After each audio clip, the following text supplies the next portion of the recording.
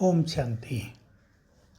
हम सभी तपस्या कर रहे हैं, परमात्म मिलन के सुख पाने का अनुभव कर रहे हैं, उसको बढ़ाते जा रहे हैं।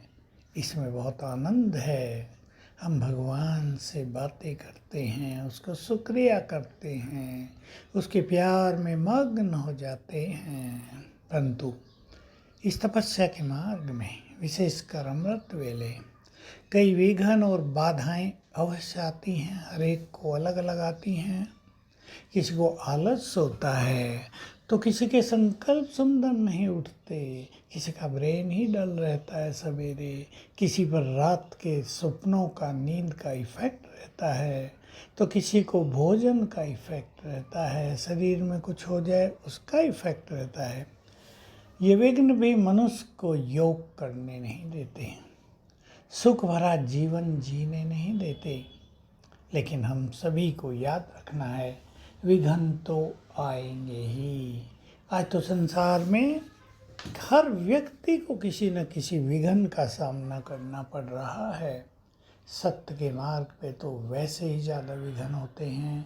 ईश्वरीय मार्ग में तो माया के भिन्न भिन्न रूप के विघ्न होते ही हैं। लेकिन हमें इन विघ्नों को सहज रूप से पार कर लेना है। विघ्नों को मनोरंजन बना देना है, विघ्नों को आगे बढ़ने का साधन बना लेना है। विघ्न हमारे विवेक को भी जागृत करते हैं। इसलिए दो बातों का ध्यान रखेंगे, कुछ भी हो जाए मुरली छोड़ेंगे नहीं। ईश्वरीय महावाक्य सुनने से विघ्न नष्ट हो जाते हैं और हमारी तपस्या में बहुत अच्छा बल मिल जाता है। दूसरा, अमृत वेले उठना। आपका योग नहीं भी लग रहा है तो अमृत वेले उठकर स्वमान लिख लो। कोई भी स्वमान का अभ्यास कर लो, 5 स्वरूपों को याद कर लो, बाबा से ऐसे ही बातें कर लो। उस टाइम एकाग्र होने की कोशिश नहीं करनी चाहिए, नहीं तो मन में युद्ध होता रहता है और फिर वैसे भी मज़ा नहीं आता। बातें करते रहो, बाबा को सामने रख लो, चित्र रख लो, बातें कर लो, बाबा के रूम में बैठ जाओ। जब तक पावरफुल योग हो, ये चीज़ें भी हमें बहुत मदद करती हैं। तो हमें इन छोटे मोटे विघ्नों से घबराना नहीं है। परिवारों में भी कुछ ना कुछ संघर्ष कभी कभी विघ्नों का कारण बन जाता है। कई लोग ज्ञान में आते हैं, उनके परिवार वाले उनको रोकने लगते हैं, पवित्रता के कारण कई तरह का विरोध होने लगता है। होगा, क्योंकि संसार से हटकर जो कुछ चीज़ है।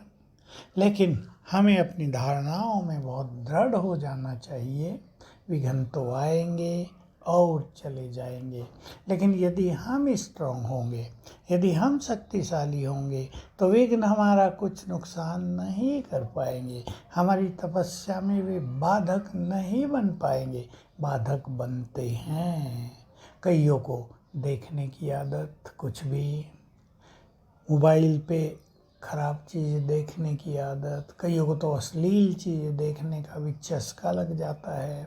फिर वह छूट नहीं पाता। आँखों का रस, मन का रस उस तरफ झुक जाता है। ये भी आजकल बहुत बड़ी विघ्न और बाधाएं हैं। लेकिन जिसको महान तपस्वी बनना है, उसको बुरा देखने से, बुरा सोचने से, बुरा सुनने से हमेशा ही बचना होगा। जितना हम इनसे बचकर रहेंगे उतना ही हमारी एकाग्रता अच्छी रहेगी। नहीं तो आत्मिक दृष्टि के अलावा और चीज़ों पर हमारी दृष्टि गई तो मन देहभान में आ जाएगा।